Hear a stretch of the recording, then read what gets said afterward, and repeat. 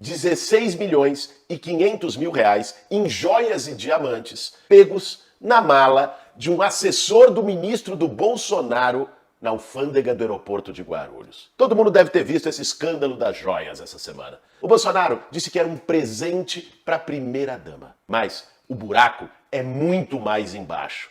No final de semana passado, o jornal Estado de São Paulo publicou uma matéria bombástica falando das tais das joias da Arábia Saudita. Vamos entender, passo a passo, o que aconteceu. Era outubro de 2021. O Bolsonaro estava voltando de uma viagem internacional da Arábia Saudita, junto com seus assessores, e um desses assessores, ligado ao ministro de Minas e Energia, como qualquer cidadão, passou lá na alfândega do aeroporto de Guarulhos e entrou na fila do nada a declarar. Mas, já há muito tempo, inventaram uma coisa chamada raio-x. E quando a mochila dele foi passar no raio-x, aí os fiscais da Receita se surpreenderam, abriram a mala e tava lá. 16 milhões e 500 mil reais em joias, mimos, diamantes de todo tipo. O que aconteceu? O óbvio, o que a lei prevê. Os fiscais da Receita fizeram o seu trabalho e o material foi apreendido. Porque existe uma lei que define que a partir de certo valor você tem que declarar um bem que vem de fora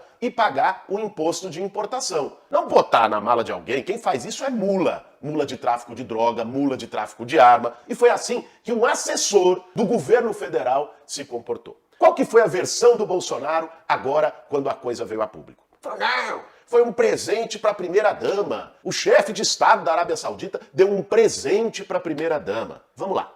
Se um chefe de Estado dá um presente para o outro ou para a primeira-dama de outro país, isso também, por entendimento do TCU aqui no Brasil, vai para o acervo público. Ou seja, as joias, os colares e tudo aquilo que a gente viu na televisão esses dias teria que ficar no Palácio do Planalto e não ir para o Vivendas da Barra. Mas aí tem um outro trâmite, você vai declarar que foi um presente de Estado e tudo mais, e logicamente não paga imposto nesse caso. Mas não.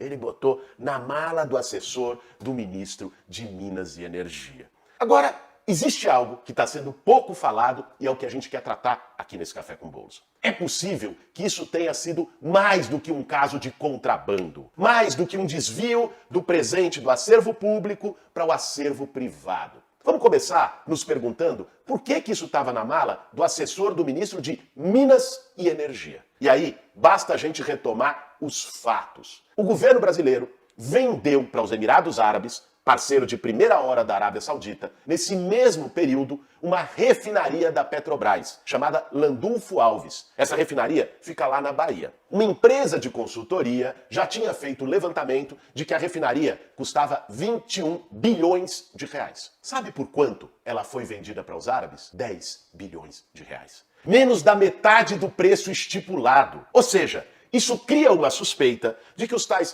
presentes para a primeira-dama, mimos para o chefe de Estado, tenham sido nada mais, nada menos do que parte de uma propina paga pela venda de uma refinaria, de um patrimônio nacional brasileiro, para os árabes por um preço muito mais baixo do que o de mercado. Mais do que a corrupção cotidiana do Bolsonaro, a rachadinha aqui, a loja de chocolate acolá, o leite condensado, o Viagra, o cartão corporativo, esse modelo de corrupção miliciana de quem foi formado na política, extorquindo o morador pobre nos bairros do Rio de Janeiro, vendendo bujão de gás, cobrando taxa de segurança, que é o que a milícia sempre faz. Parece que, nesse caso, o buraco pode ser ainda mais embaixo. E, gente, para não achar que é teoria da conspiração, o Boulos está indo longe demais. Vejam o que aconteceu depois. O Bolsonaro mobilizou nada menos que 3 ministros de Estado para tentar tirar as joias lá do galpão da Receita Federal em Guarulhos. Os funcionários da Receita receberam uma ligação vinda do próprio chefe da instituição pedindo para liberar, sem multa, sem cobrar imposto. Ou seja, teve uma pressão direta vinda do presidente da República, do Palácio do Planalto, para liberar as joias. Tem caroço nesse angu. E para completar, no apagar das luzes do ano passado, um ano depois que as joias já tinham sido apreendidas, que estavam lá e que eles conseguiram abafar o escândalo, que a gente está sabendo disso agora, mas aconteceu lá em outubro de 2021, ou seja, em dezembro do ano passado, quando o Bolsonaro estava preparando as malas para ir para Disney, o que aconteceu? Ele mandou de novo o chefe da Receita ir para cima dos fiscais, dizendo que aquelas joias tinham que ser liberadas antes da mudança de governo. Por sorte, no Brasil, servidor público tem estabilidade e não pode ser demitido a bel prazer de um chefe de plantão, de um presidente de plantão, de um secretário da Receita de plantão. E por isso os servidores da Receita se recusaram a cumprir a ordem ilegal. E só por isso que a gente está sabendo desse caso. Agora, pensem só.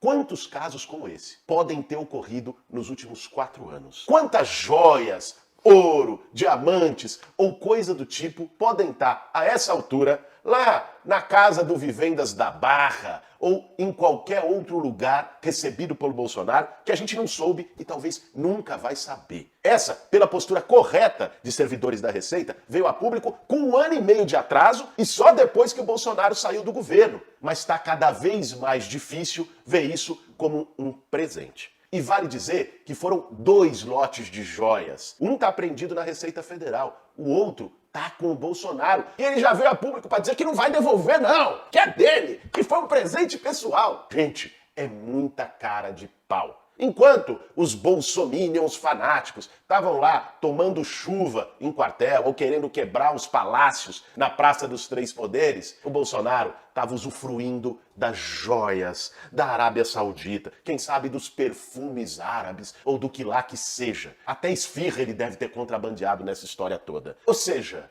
aquele que dizia: podem me acusar de tudo, mas quero ver me chamar de corrupto e não sei o quê, estava ali se esbaldando em algo que vale dizer, e eu quero reforçar isso muito nesse Café com Bolos, pode ser propina. Propina. Como é que se explica uma refinaria que estava estimada em 21 bilhões ser vendida por 10 bilhões de reais e simultaneamente os compradores ou gente ligada aos compradores darem presentes milionários para o presidente da República deste país que decidiu vender e por algum acaso esses presentes vão parar na mala de um assessor do Ministério de Minas e Energia, que é o ministério responsável pela Petrobras e pelas refinarias. O ministro Flávio Dino já se posicionou essa semana e pediu para a Polícia Federal para que o caso seja investigado. A Polícia Federal, por sua vez, já intimou o assessor Mula do Ministério de Minas e Energia para ir depor e se explicar. A Receita Federal também pediu investigação para o Ministério Público. É aí que a gente vê.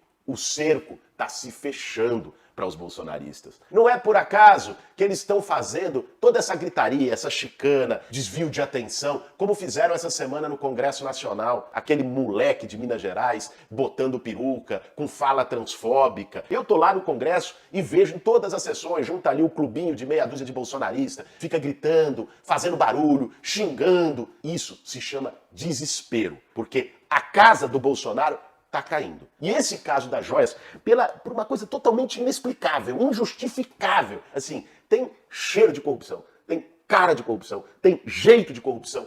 Como dizer que não é corrupção? Nós do PSOL também entramos com uma ação no Ministério Público para exigir a investigação do próprio Jair Bolsonaro. Tem que chegar nele. Se 3 ministros foram lá, isso não pode ter acontecido sem ordem do presidente da República. Nós defendemos, é lógico, amplo direito de defesa para todo mundo. É o Estado de Direito. Agora, se a partir das investigações ficar provado o cometimento de crime pelo Bolsonaro, como os indícios levam a crer, aí, meu amigo, ele vai ter que interromper as férias em Miami, em Orlando, na Disney, para passar uma temporada de férias involuntárias na Papuda.